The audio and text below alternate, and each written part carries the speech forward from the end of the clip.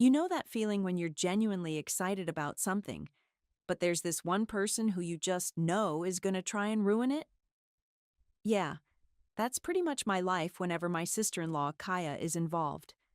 My name is Sierra, and my brother Brody married Kaya about 5 years ago. I love Brody. He's my big brother, always been a bit of a goofball but with a good heart. Kaya, though, Kaya is a different story. From day one, she's treated me like something she scraped off the bottom of her ridiculously expensive designer shoe. I remember when Brody first brought her over to my apartment. It's not huge, but it's cozy, clean, and mine. I work hard as a project manager, and I'm proud of what I've built for myself. Kaya walked in, her eyes doing a slow, dismissive sweep. "Oh," she'd said, her voice dripping with that fake politeness she uses when she's about to be insulting. "It's quaint. Does your company not offer, like, housing stipends for something a bit more central?" I just smiled and said, "I like my neighborhood, Kaya, and my commute is great." Brody had coughed awkwardly. That way he does when he knows Kaya's being awful but doesn't want to start a fight. That's Kaya in a nutshell. Everything is about appearances, about money, about status. And most of it isn't even her money. Her father, Vince, owns a string of successful car dealerships, and he's always bankrolled Kaya's lavish lifestyle. Her clothes are designer, her car is top of the line, and her opinions on anyone who doesn't live up to her standards are loudly and frequently expressed. She once told me my 10-year-old perfectly reliable sedan was brave. Brave? Who says that? Another time at a family dinner, she'd asked very loudly if my little job allowed for actual vacation time or just, like, long weekends. Brody had choked on his water then, and even my mom, Anna, had shot Kaya a look. But Kaya just smiled, completely oblivious. Or more likely, not caring. She seems to think that because I don't flaunt wealth, I must not have any, or that my choices are somehow inferior to her debt-fueled extravagances. So when Brody and Kaya announced they were expecting, my first thought, after the initial joy for Brody, was, "Oh boy, here we go." A baby shower hosted by Kaya was bound to be an exercise in competitive gifting and one-upmanship. But despite my reservations about Kaya, I was genuinely, overwhelmingly thrilled about becoming an aunt. A niece. I'd already pictured reading her stories, taking her to the park, teaching her how to bake my mom's famous cookies, being that cool aunt who slips her a 20 when her parents aren't looking. This baby, this innocent little girl, deserved all the love in the world, and I was determined to give her my share. Kaya's attitude be damned. She was family, my brother's daughter, and that meant everything to me. That's why I put so much thought into her gift. I could have bought some expensive baby gadget or a designer outfit, something Kaya would approve of for its label. But I wanted to give something lasting, something meaningful, something that truly said, "I love you, and I'm here for you." I'm pretty good with my finances. Always have been. So I decided to set up a trust fund for my niece. I started it with a significant deposit, $25,000 to be exact, enough to give her a real head start in life, whether for education, a down payment on a home someday, or just a safety net. It wasn't about flashing cash. It was about her future, about providing a foundation that no one could take away from her. I printed out the confirmation of the initial deposit and a brief heartfelt letter to my future niece, explaining what the fund was for and how much I already loved her. I put these into a simple, plain white envelope. My plan was to give it to them quietly, maybe explain the details to Brody later, so he and Kaya understood its significance. I wasn't going to make a big show of it at the shower. That's not my style. And honestly, I didn't want to give Kaya any ammunition to twist it into something ostentatious on my part, or worse, for her to somehow feel entitled to control it. The day of the baby shower arrived, a sunny Saturday. Kaya had, of course, booked the fanciest brunch spot in town, the kind with valet parking and tiny, artfully arranged food that costs a fortune. As I pulled up, I saw the parade of luxury cars already lining the street. I took a deep breath, smoothing down my dress. Nice, but definitely not couture. I was bracing myself for the subtle digs, the condescending smiles, the whole Kaya experience. I just hoped I could get through it without losing my cool. For Brody's sake, and for the sake of the little girl I was already so excited to meet. I walked in, the scent of expensive flowers and even more expensive perfume hitting me like a wave. The room was a sea of pastel pink and gold, every detail screaming luxury. And there, on a massive, ornately decorated table, was the mountain of gifts, huge boxes wrapped in shimmering paper, tied with silk ribbons, all from brands I recognized from glossy magazines. I clutched the plain white envelope in my hand, a stark contrast to the opulence surrounding it. Little did I know, this simple paper was about to ignite a firestorm. The air buzzed with forced laughter and the clinking of champagne flutes. Mimosas, actually, because, baby shower. Kaya was holding court on a plush velvet armchair that looked suspiciously like a throne, surrounded by a gaggle of women who all seemed to have the same blow-dried hair and aggressively white teeth. I recognized one of them, Brinley, as one of Kaya's oldest and loudest friends. Brinley was currently exclaiming over the miniature Gucci diaper bag someone had just presented. "Oh, Kaya, it's divine. Baby will be the most stylish infant in the entire state," Kaya beamed. "Only the best for my little princess, of course." She caught my eye then. A flicker of something. Was it triumph? Or just her usual condescension? Before turning back to her adoring audience. I found a relatively quiet corner, nursing a glass of orange juice, feeling like an anthropologist observing a strange alien ritual. Brody was flitting around, looking stressed, but trying to play the gracious host, occasionally catching my eye and offering a weak, apologetic smile. Poor Brody. He was so clearly out of his depth.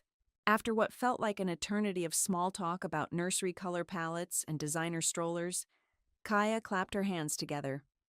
"All right, everyone. Present time." Her voice cut through the chatter, and a hush fell over the room. This was clearly the main event. The mountain of gifts was systematically brought to her, one by one. Kaya would ooh and ah with practiced enthusiasm. "Oh, a cashmere baby blanket. It's heavenly." "A sterling silver rattle? How chic." Each expensive item was met with performative gasps and declarations of its absolute necessity. Her friends lapped it up, preening when their gift received particularly high praise. I watched, my simple white envelope feeling smaller and more insignificant by the second. I told myself it didn't matter what Kaya thought. This gift wasn't for her. It was for my niece. Finally, after a parade of designer onesies, impossibly tiny shoes, and gadgets I couldn't even identify, it was my turn. Most of the other gifts had been presented. I walked over, the eyes of Kaya's friends following me. I could feel their judgment, their silent assessment of my less-than-designer dress, my simple hairstyle. "This is from me, Kaya," I said, trying to keep my voice steady as I handed her the envelope. "For the baby." She took it, her perfectly manicured fingers barely brushing mine. She glanced at the plain white rectangle in her hand, a slight frown creasing her brow. There was no fancy card attached, no ribbon, no gift bag. Just the envelope. Her eyes flicked up to mine, a smirk playing on her lips. Then, with a theatrical sigh that seemed to suck all the air out of the room, she did it. She casually, disdainfully, tossed the envelope into a large, ornate waste bin next to her chair, already overflowing with discarded wrapping paper and ribbons. It landed with a soft, almost inaudible thud on a pile of crumpled tissue. A few of Kaya's friends tittered. Brinley let out a snort. "Honestly," Kaya announced, her voice loud enough for everyone to hear, her gaze sweeping over her guests before landing squarely on me. Some people just shouldn't bother coming if they can't afford a decent present. I mean, really? An empty envelope? Her tone was mocking, dripping with disdain. It's just embarrassing for everyone. More snickers rippled through the room. My face burned. I could feel the heat rising up my neck, the sting of humiliation sharp and sudden. I looked at Brody. He was staring at his shoes, his jaw tight, a muscle twitching in his cheek. He looked up, met my eyes for a split second, then looked away again. He said nothing. Not a word to defend me. Not a word to question Kaya. Nothing. My blood ran cold, then hot with a shame so intense it almost buckled my knees. I wanted the ground to swallow me whole. But as I met Kaya's smug, triumphant gaze, something inside me snapped. The shame didn't disappear, but it was joined by a different kind of fire, a cold, hard anger that settled deep in my bones. I wouldn't cry. I wouldn't scream. I wouldn't give her the satisfaction. I managed a tight, almost brittle smile. "You're probably right, Kaya," I said softly, my voice surprisingly even. Then I turned, my back straight, and walked out of that suffocating room, leaving the stunned silence, her fading, mocking laughter, and the shocked faces of some of the other guests behind. She had no idea what she'd just thrown away. The click of my heels on the polished floor of the restaurant lobby sounded unnaturally loud as I made my escape. I didn't look back. Once outside, the bright sunlight felt like a slap in the face after the dim, perfumed air of Kaya's party. I fumbled for my keys, my hands shaking slightly, not with fear, but with a potent cocktail of anger and adrenaline. I got into my brave little car, slammed the door, and just sat there for a moment, gripping the steering wheel, taking deep, shuddering breaths. The first person I called was Hazel. She's my best friend, my rock, the one person who knows every ridiculous Kaya story and has offered to accidentally spill red wine on her more than once. "Hazel, you will not believe what just happened," I said, my voice still tight.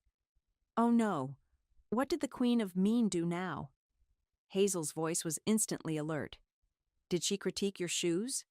Complain about the lack of a gluten-free, vegan, air-purified option for her unborn child?" I managed a weak laugh. "Worse. Much, much worse." I recounted the whole scene. The envelope, the toss, Kaya's cruel words, the laughter, Brody's silence. Hazel was silent for a moment, and when she spoke, her voice was dangerously calm. "She threw it in the trash? In front of everyone? Sierra, I am going to—" "Don't," I interrupted, though a tiny part of me appreciated her murderous loyalty. "It's done. But Hazel, she has no idea what was in that envelope." "What do you mean? Was it a glitter bomb? Please tell me it was a glitter bomb that activates upon contact with discarded wrapping paper." "Even better," I said, a grim satisfaction starting to bubble up. "It was a letter to my niece, and proof of a $25,000 seed deposit into a trust fund I set up for her." Hazel gasped. "25,000? Sierra? And she just chucked it?" "Like it was yesterday's garbage," I confirmed. "But here's the kicker, Hayes. I set it up carefully. I'm a co-trustee. Any major non-educational withdrawals or significant changes to the fund require my signature, my consent, until my niece turns 21. "No way," Hazel crowed. "So Kaya can't just drain it for a new Birkin bag?" "Exactly," I said. "This was meant to be for my niece. Truly, for her, not for Kaya's shopping sprees." I was going to explain it all to Brody later quietly. I didn't want a big fuss. "Well, you got a big fuss anyway. Just not the one you planned," Hazel said dryly. "So, what now? Are you going to tell them?" "I don't know," I admitted. "Right now, I just needed to get out of there. I feel humiliated, angry, but also weirdly calm, like the calm before a storm." "You let that storm brew, honey. Hazel said. She deserves whatever's coming to her. And Brody? Shame on him for not standing up for you. She was right, of course. Brody's silence had cut almost as deep as Kaya's cruelty. I drove home, the anger slowly solidifying into a cold resolve. I wasn't going to let this go. Not this time. Kaya had crossed a line. A big, glaring, expensive line. A couple of hours later, my phone rang. Brody. I let it ring a few times before answering, schooling my voice into a neutral tone. Sierra? Hey. Where did you go? He asked, his voice hesitant, a little strained. I left the party, Brody, I said simply. Yeah, I noticed. Kaya was wondering, well, we were all wondering. Was everything okay? Was everything okay? Seriously? I took a slow breath. No, Brody. Everything was not okay. Your wife took the gift I brought for your daughter, a gift I put a lot of thought and love into, and she threw it in the trash in front of all her friends. Then she announced that I was too poor to buy a decent present. So no, not okay. Silence on his end. Then a flustered, thrown it away? Sierra, she wouldn't. Are you sure? She said it was just an empty card. She said you just handed her an empty envelope and walked out. The audacity. The sheer, unmitigated gall. I took another deep breath, keeping my voice level. Ask her to check the trash gifts more carefully, Brody. Especially the cheap white envelope. The one she found so embarrassing. I paused, then added, tell her to read what's inside. Both pages. Then I hung up. Let him figure it out. Let her figure it out. The ball was in their court now, or rather, in their trash can. The silence from Brody's end after I hung up was satisfying. I imagined the frantic, hushed conversation that was likely happening in their pristine beige living room. Kaya, indignant at first, insisting I was lying, that it was just an empty envelope. Brody, caught between his sister's calm certainty and his wife's histrionics, probably suggesting they just check the trash, just to be sure, just to prove me wrong. I made myself a cup of tea, the strong, bitter kind, and settled onto my sofa. I wasn't sure what to expect, or when, but I knew, with a certainty that settled deep in my bones, that they would check. Kaya's greed, her insatiable need to quantify everything in monetary terms, would eventually outweigh her pride. The thought of potentially missing out on something, even something she'd already deemed worthless, would gnaw at her. It took about 3 hours. 3 hours of me replaying the scene at the shower in my head, each replay fueling the cold fire in my gut. Then my phone buzzed. Brody again. This time, I answered on the first ring. Sierra? His voice was completely different. Gone was the tentative, slightly annoyed tone from before.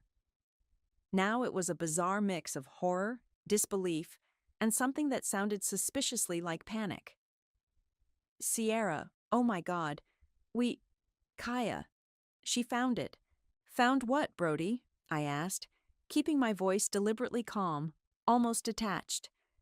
The envelope. In the trash. She opened it. She read the letter. And the other paper. He sounded like he could barely get the words out. The trust fund. $25,000? I could hear Kaya in the background.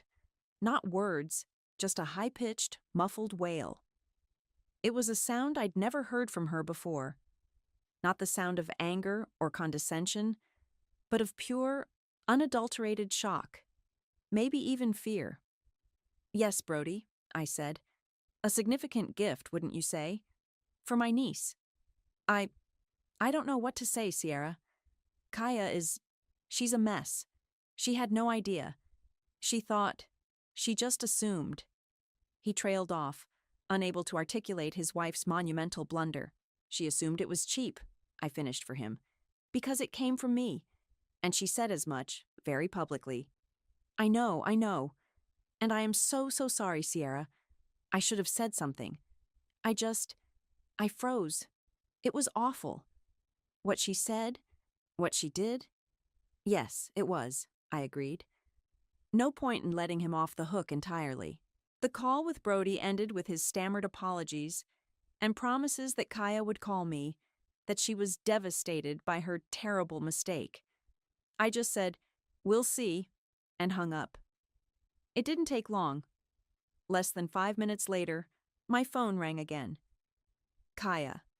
Caller ID doesn't lie. I let it go to voicemail. I wasn't ready to talk to her. I wanted to hear what she'd say when she thought I wasn't listening. The voicemail notification popped up. I played it, a small, cruel smile touching my lips. Sierra. Oh, Sierra, darling. It's Kaya. Her voice was unrecognizable. Gone was the haughty, disdainful queen of the baby shower. In her place was a syrupy, cloyingly sweet, panicked stranger. Sweetheart, I am mortified. Absolutely beside myself. There's been the most dreadful misunderstanding. That envelope, I don't know what I was thinking. It was so crowded. So many gifts. I made a terrible, terrible mistake. A pause. A shaky inhale. Brody just showed me the letter and the fund. Sierra, it's the most incredibly generous, thoughtful gift I have ever seen. I am just speechless. We need to talk, please. As soon as possible. We can fix this. Please, please call me back, darling. I am so sorry. I listened to it again, just to savor the sheer desperation in her tone. The focus, of course, was entirely on the generous gift, the money. Not a single word about her public humiliation of me, her cruel words, the snickering friends. Just panic about the cash she'd literally thrown in the bin. My phone buzzed again. Another call from Kaya. I ignored it. Another voicemail followed. Same tone, same desperate pleas. Maybe even a few fake-sounding sniffles thrown in for good measure. Sierra, please. I feel just awful. This is all a huge mistake. That gift. It's just so incredibly generous. We can fix this. I deleted the voicemail without responding. Oh, we could fix this, Kaya. But not in the way you think. The game was just beginning. The calls and texts from Kaya continued relentlessly for the next 24 hours. Each voicemail was a masterclass in panicked insincerity, her voice dripping with a sweetness so artificial it made my teeth ache. Sierra, darling, I haven't slept a wink. I'm just sick about this. Sweetheart, please, just let me explain. It was the lighting. I couldn't see properly. That incredibly generous gift, Sierra. We need to celebrate it properly. I ignored every single one. My silence, I knew, would be far more unsettling to her than any angry outburst. Let her stew. Let her imagine all the scenarios. When her direct approach failed, she sicked Brody on me again. He called, sounding exhausted and stressed. Sierra, Kaya is really losing it. She's crying constantly. She says she can't eat, can't sleep. She just wants to apologize to you properly. Did she apologize for publicly humiliating me, Brody? I asked, my voice cool. Or just for throwing away a lot of money? He sighed. Look, she knows she messed up, okay? Big time. But she's trying to make it right. She feels terrible. Does she? I countered. Or does she feel terrible that she almost missed out on 25 grand? Brody didn't have an answer for that. He just mumbled something about her being under a lot of pressure with the baby coming and how this was all a huge misunderstanding. He was trying to mediate, to smooth things over, but it was clear he was just parroting Kaya's lines. She was painting herself as the victim, the one who had made an innocent, albeit costly mistake. Then, the calls from my parents started. First Mom, Anna, her voice laced with concern. Sierra, honey, Kaya called us. She was very upset, crying. She said there was some sort of mix-up with your gift at the shower. I took a deep breath. Mom, it wasn't a mix-up. Kaya took my gift, an envelope, didn't even look inside, and threw it in the trash in front of about 30 people. Then she announced I was too poor to buy a real present, and that I shouldn't have bothered coming. There was a stunned silence on the other end. She said, "What?" "Exactly that, Mom." Then Dad, Don, got on the extension. "Sierra, Kaya told us she thought it was an empty card, that it was a terrible accident. Dad, she made a whole speech about it. It was deliberate, and it was cruel. The only reason she's upset now is because Brody made her fish it out of the trash, and she found out that empty card contained proof of a $25,000 trust fund I set up for her daughter." Another silence. Longer this time. Then Dad said, his voice tight with anger, "That girl has a lot of nerve. A hell of a lot of nerve." Mom added, "I am so sorry you went through that, sweetheart. That's appalling behavior."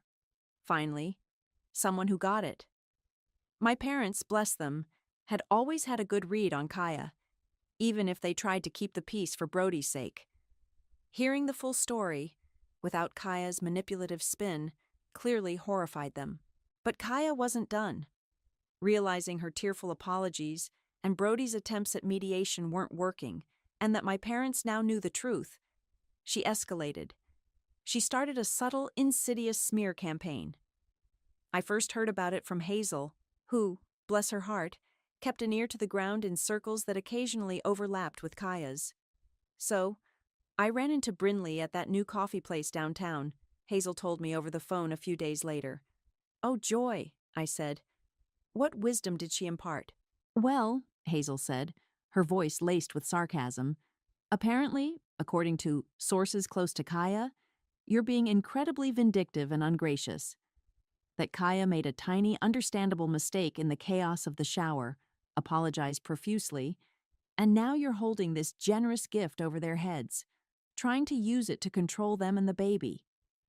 I felt a surge of fresh anger. She's saying, I'm the manipulative one? Yep.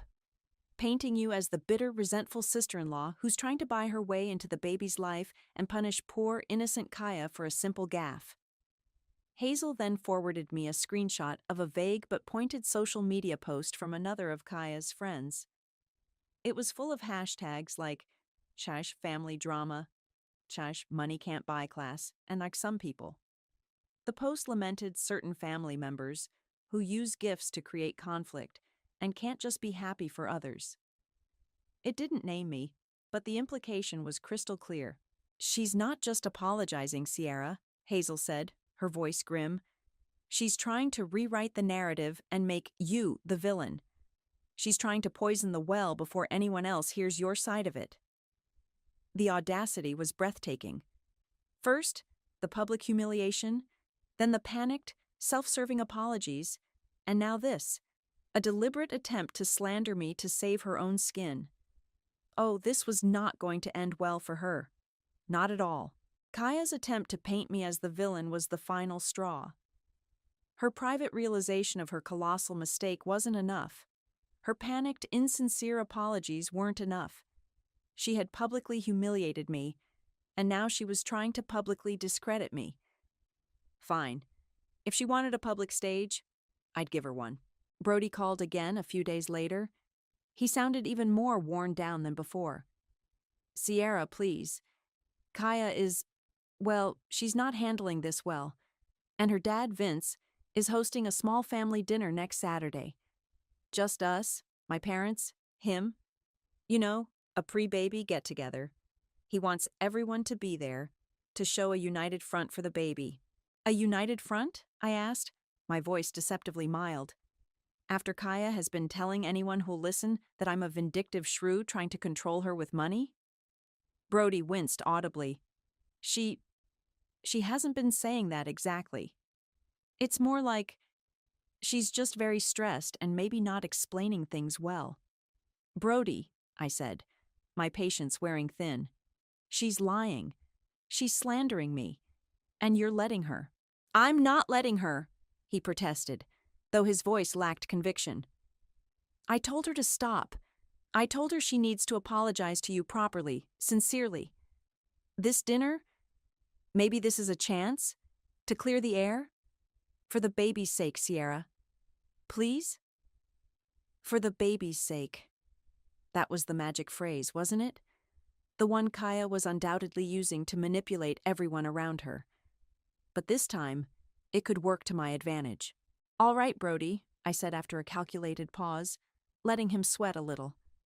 For my niece's sake, I'll come. But I expect a genuine apology from Kaya, in front of everyone. Yes, of course. She will, Sierra, I promise. He sounded pathetically grateful. After I hung up, I called my parents. So, I hear we're all invited to dinner at Vince's next Saturday, I began. Yes, Brody mentioned it, Mom said, her tone wary. Are you sure you want to go, honey? After everything? I think it's important that I do, I said. And I think it's important that Vince understands the full picture. He's a businessman, isn't he? Values honesty, good investments. I'm sure he'll be very interested to hear all about my very generous and very specific gift arrangements for his future grandchild, especially the parts Kaya conveniently leaves out of her version of the story. There was a pause. Then Dad said, You have a plan, don't you? Let's just say I'm preparing a comprehensive financial report, I replied. My plan was simple, really. Kaya had dug her own grave. I was just going to provide the shovel for the final few scoops of dirt. I went to my desk and pulled out the original trust fund agreement I had printed. I made a fresh, crisp copy. The co-trustee clause was clearly stated. Major non-educational withdrawals or changes to the investment strategy require the written consent of both trustees, Kaya Weaver and Sierra Miller, until the beneficiary reaches the age of 21. That alone would be a shock to Vince, who likely assumed Kaya would have full control. But there was another clause, one I hadn't mentioned to Brody or even Hazel yet. It was something my lawyer had suggested, a standard protection for beneficiaries in situations where one trustee might prove unreliable. I'd insisted on it after years of witnessing Kaya's behavior. It was a morality clause. It stated quite clearly, should a trustee, namely Kaya Weaver, engage in behavior deemed by a court of law or by mutual agreement of the remaining trustee and the grantor's parents, Don and Anna Miller, to be financially irresponsible, morally detrimental to the well-being or upbringing of the beneficiary, or engage in public defamation or slander against the co-trustee, Sierra Miller, regarding the nature or administration of this trust, Sierra Miller shall gain sole authority over the fund's distributions and investment decisions, with the original intent of the trust for the beneficiary's welfare remaining paramount. Kaya, in her greed and panic, had likely only skimmed the initial deposit amount and the basic setup. I doubted she'd read the fine print, especially the part about slandering me. I smiled as I placed the document in a neat folder. Vince prides himself on his business acumen and his family's reputation, I murmured to myself, though I later repeated it to Hazel, who cackled with delight. Let's see how he reacts when he learns his daughter threw away a fortune, then tried to slander the benefactor, especially when her access to that fortune is explicitly tied to her good behavior and her respect for the person she publicly trashed. The dinner couldn't come soon enough. Kaya wanted a stage? She was about to get one, with her own father in the front row. Vince's house was exactly what you'd expect. Large, imposing, and filled with expensive, slightly soulless furniture. The man himself greeted us at the door. Tall, impeccably dressed, with a handshake that could crush walnuts. Kaya hovered behind him, her smile plastered on so tightly it looked painful. Brody stood beside her, looking like he'd rather be anywhere else on earth. My parents, Don and Anna, were already there, their expressions carefully neutral. Almost as soon as we were all settled in the cavernous living room with glasses of sparkling water, Kaya, of course, made a show of her mocktail. Kaya launched into her performance. Sierra, she began, her voice oozing a treacly sincerity that made my skin crawl. She even managed to conjure a few tears, which welled in her eyes as she clasped her hands together. I just want to say, from the bottom of my heart, how truly, truly sorry I am about the The misunderstanding at the shower.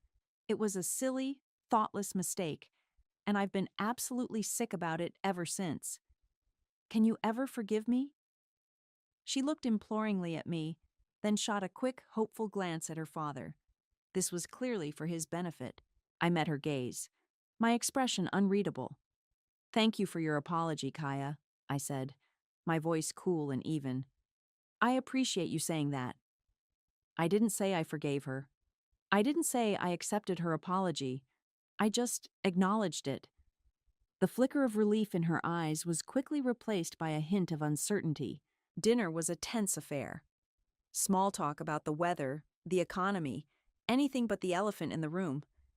Vince, however, was not one for avoiding elephants. As dessert was served, some elaborate concoction involving spun sugar and gold leaf, he cleared his throat.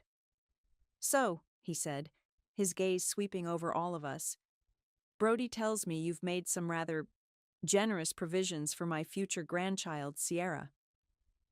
This was my cue. Kaya tensed beside Brody. My father, Don, ever the supportive wingman, chimed in. "Yes, Vince. Sierra has been incredibly thoughtful.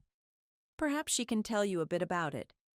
"Well," I began, taking a sip of water, "I was so excited about becoming an aunt that I wanted to do something special.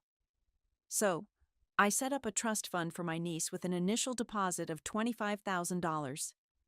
Vince raised an eyebrow, impressed. $25,000? That's a very handsome sum, Sierra. Very generous indeed. Kaya quickly jumped in. "Yes, Daddy. It was just so incredibly generous. We were overwhelmed. There was just a tiny, silly misunderstanding at the shower. I barely even saw the envelope. It was so chaotic." "Actually," I interrupted, my voice calm but firm, cutting through her babble, "it wasn't quite a tiny misunderstanding, Kaya. You took the envelope, looked right at it, rolled your eyes, and tossed it into the trash bin.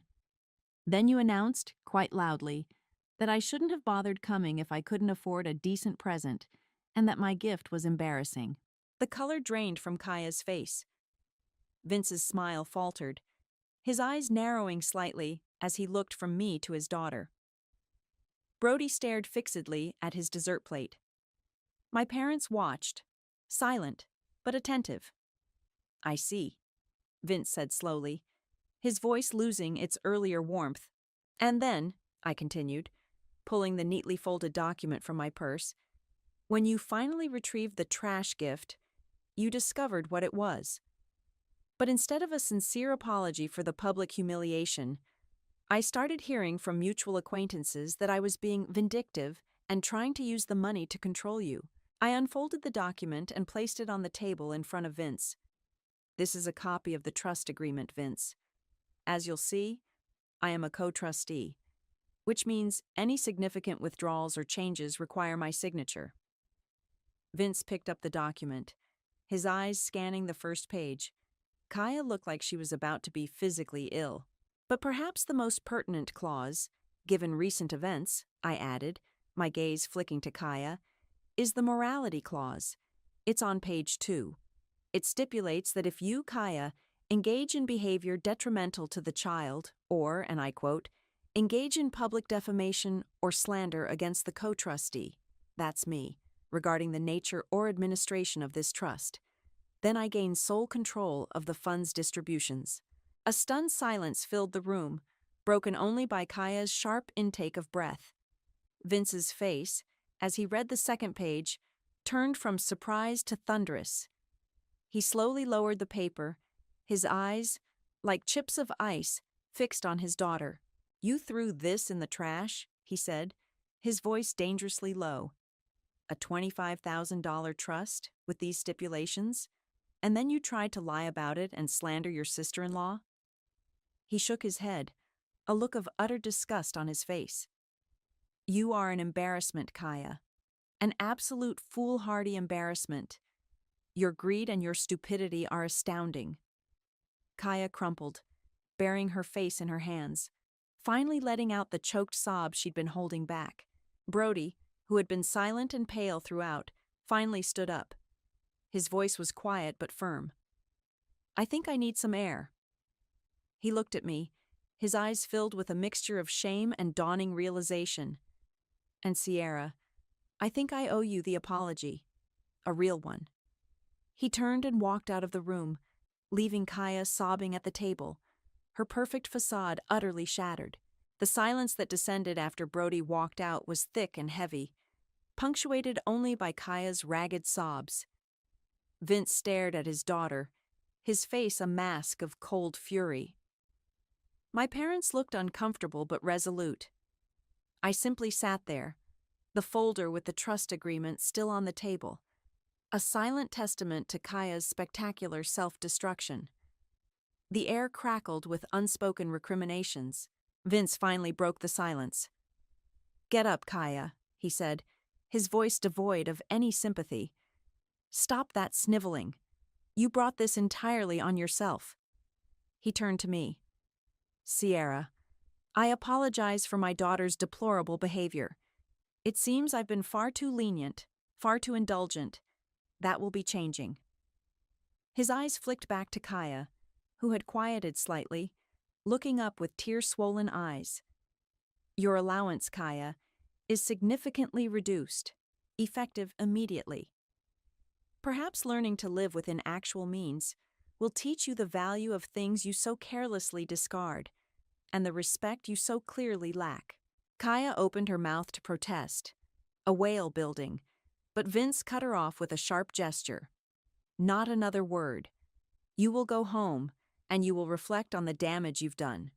To Sierra, to Brody, to this family's reputation." The days and weeks that followed the dinner party reckoning were different.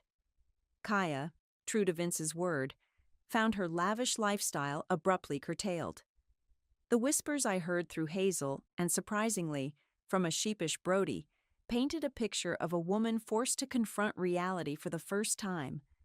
Her usual haunts, the expensive boutiques and salons, saw less of her. Her superficial friends, the ones who had snickered at the baby shower, seemed to melt away once the free-flowing champagne and designer gossip dried up. She became something of a recluse, her social standing in tatters. Brody did move into the guest room. He called me a few days after the dinner. "Sierra," he started, his voice heavy with remorse, "I am so sorry. For everything. For not speaking up at the shower. For letting Kaya. For just being a coward. There's no excuse." "No, Brody, there isn't," I said. Not unkindly, but not letting him off easy either. "You let her walk all over me for years. This was just the grand finale." "I know," he said quietly. "I've been doing a lot of thinking. About Kaya, about us, about the kind of husband and father I want to be. This whole mess has been a wake-up call. A brutal one." Our conversations became more frequent after that. Tentative at first, then more open. He was trying, genuinely trying, to understand the depth of the hurt he'd allowed, and to rebuild some semblance of trust between us. It wasn't easy. The wounds were deep. But it was a start. Their marriage, he admitted, was hanging by a thread. Kaya was apparently alternating between sullen resentment and tearful, desperate pleas for him to fix things, still not fully grasping that she was the one who needed to do the fixing. My niece Lily was born a few weeks later, a tiny, perfect little thing. I went to the hospital, armed not with an envelope of financial documents, but with a soft, hand-knitted blanket and a heart full of love for this new little person. Brody met me at the door to Kaya's room, his smile tired but genuine. Kaya was in bed, looking pale and subdued. She mumbled a "hello," her eyes avoiding mine. There was no more fake sweetness, no more dramatic apologies, just a quiet, almost defeated air about her. I held Lily, her little fingers curling around mine, and felt a wave of emotion so powerful it almost took my breath away. This was what it had all been for. Her future. I'd kept a copy of the original letter I'd written for her, the one Kaya had tossed in the trash. I planned to give it to Lily when she was old enough to understand, a private promise between an aunt and her niece. The trust fund remained, firmly under my watchful eye, its morality clause a silent guardian. Kaya, by her own actions, had forfeited any say in its immediate administration. The money would be there for Lily, for her education, for her dreams, protected from greed and mismanagement. There was a grim satisfaction, I won't lie, in seeing Kaya face the direct consequences of her actions. The world, or at least her small gilded corner of it, finally saw her for who she truly was. I had my justice. But looking at my innocent niece, asleep in my arms, I knew the victory wasn't without its complexities. The landscape of our family had been irrevocably altered. Fractures had been exposed, some perhaps beyond repair. Kaya learned her lesson, the hard way. The world saw her for who she was.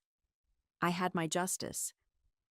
But looking at my innocent niece, I knew the biggest consequence wasn't just Kaya's fall, but the careful, sometimes painful path we'd all have to navigate moving forward. Some gifts, it turns out, keep on giving, and some mistakes keep on taking. The revenge was complete, but the echoes would linger for a long, long time.